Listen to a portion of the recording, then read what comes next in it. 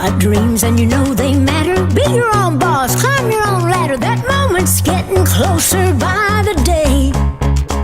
And you're in the same boat with a lot of your friends, launching ideas you all believe in. The tide's gonna turn and it's all gonna roll your way. Welcome to Be My Own Boss podcast.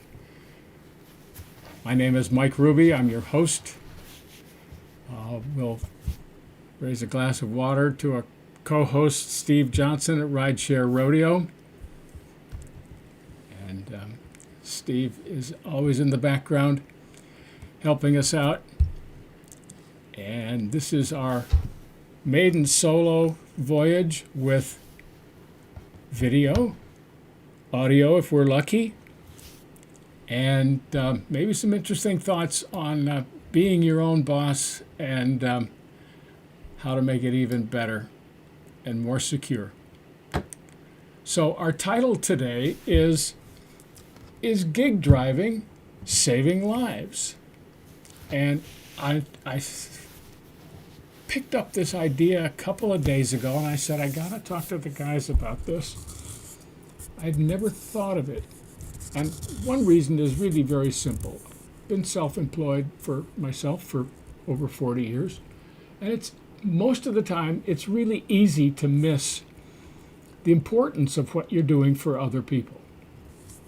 You get the job, you try to do it, you try to keep the client happy, you try to keep your whoever colleagues you're working with, employees or sidekicks, whatever, try to keep everybody happy, keep the money coming in, keep the bills paid. You forget that you're doing this for someone who's going to use what you do in one way or another. This is a service business, and you're thinking about that at all times. So, and we've talked a lot about defending ourselves with the onslaught against independent contracting. But have you ever driven an intoxicated passenger home? My guess is you probably have if you're doing rideshare, maybe not for DoorDash. But the job really is just to get them home. You know, it's just a ride. You're providing it, they're using it, they'll pay the platform gets the money to you, job done, they go in the front door, they go upstairs in the elevator, whatever, then you've driven them home, job's over, right? Well, maybe there's another side to that. Maybe what you really did was save their life. You don't think about that very often, but there are a couple of key statistics that I think about a lot, and I have for many years. And the most important single one is that in this great, fantastic, gorgeous, affectionate country, there are 44,000 automobile deaths each year. Round numbers, it goes up, it goes down, but it doesn't go up by much. It doesn't go down by much. 44,000. That's 120 deaths due to driving or being hit by or being a pedestrian and hit by an automobile. And that's just absolutely frightful to me. I live near a big highway. I drive it a lot. There are a lot of trucks. Everybody's going 70. I'm going 70.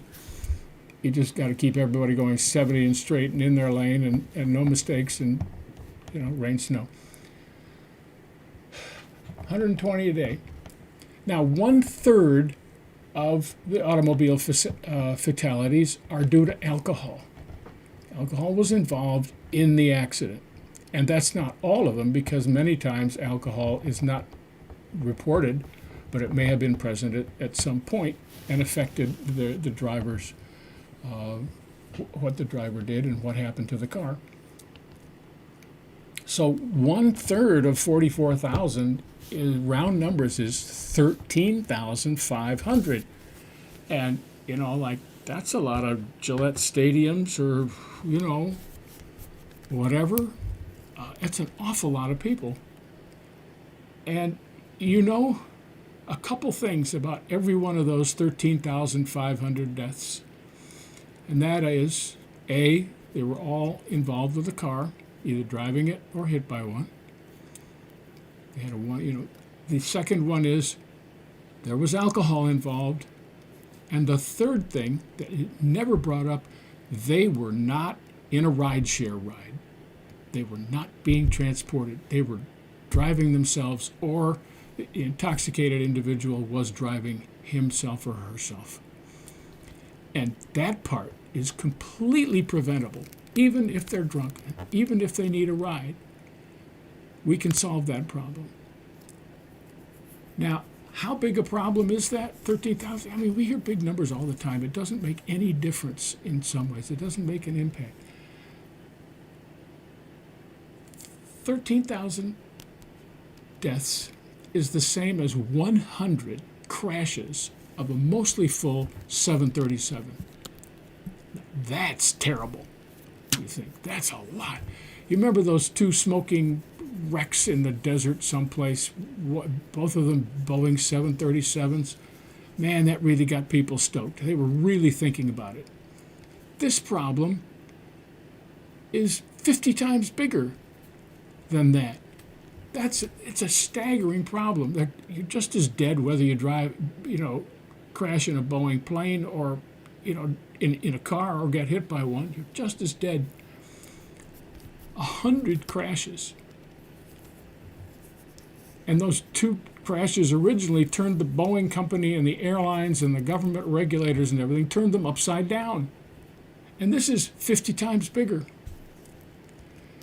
And what if I told you that just recently I had come across some extremely good statistics on the fact that Uber, the research was on Uber, not Lyft, none of the others, shows a measurable decline when Uber is present in a statistical, what's called a statistical survey tract, census tract.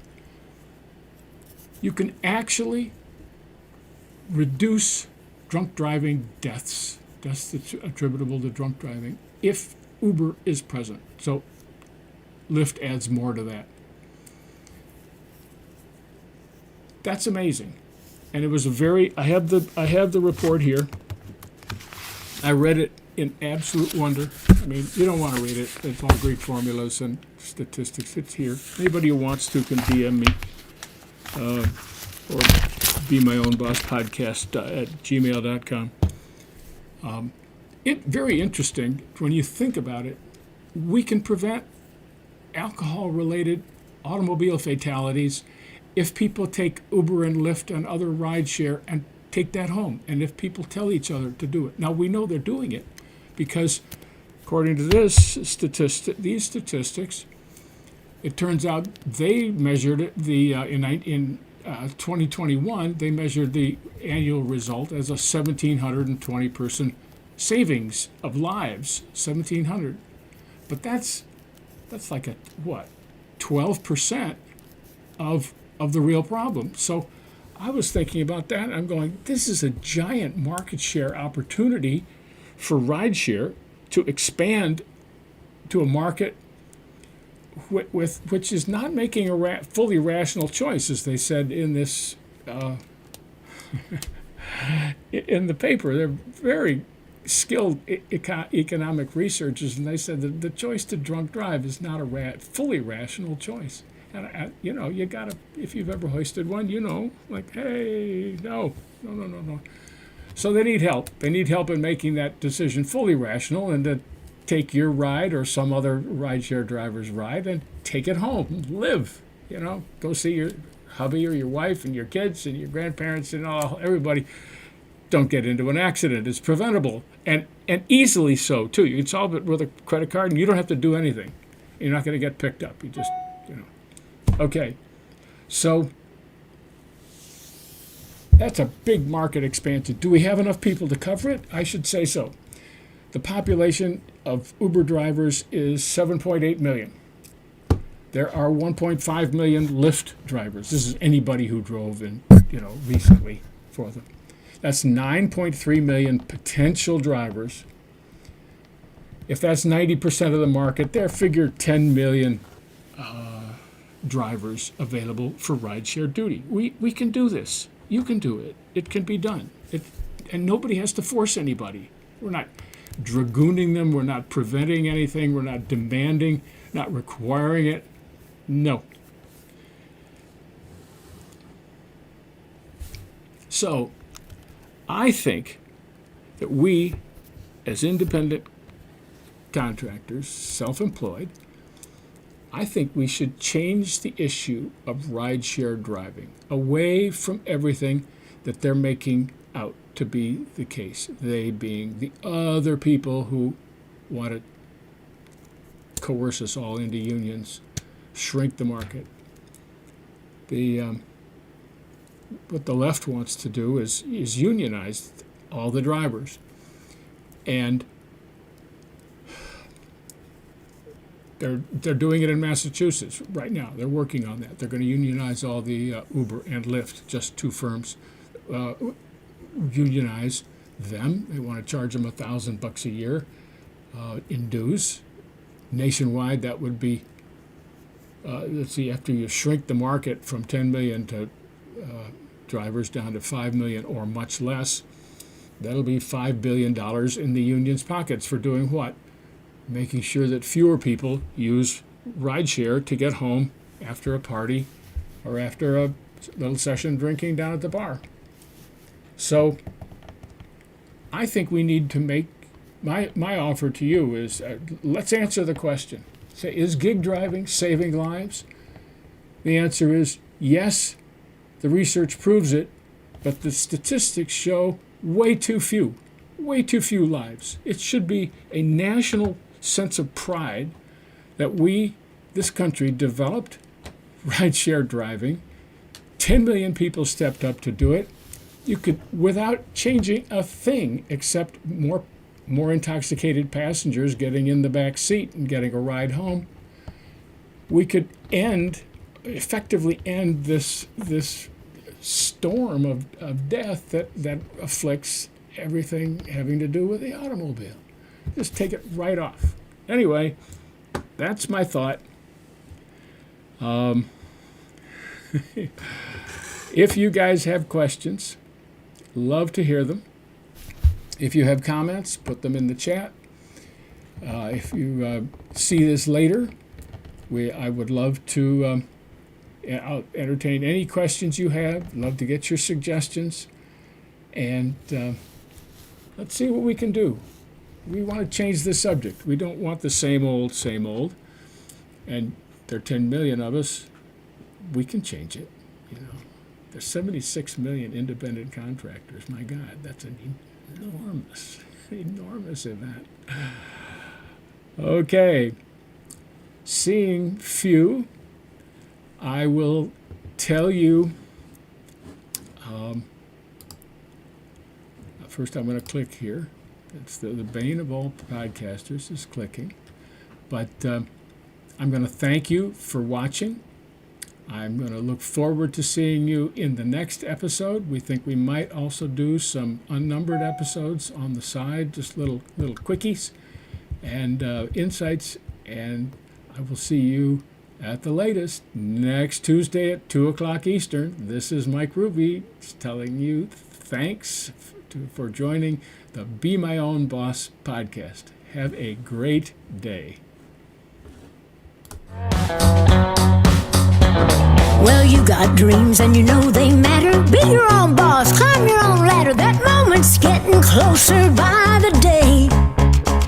And you're in the same boat with a lot of your friends, launching ideas you all believe in. The tide's gonna turn and it's all gonna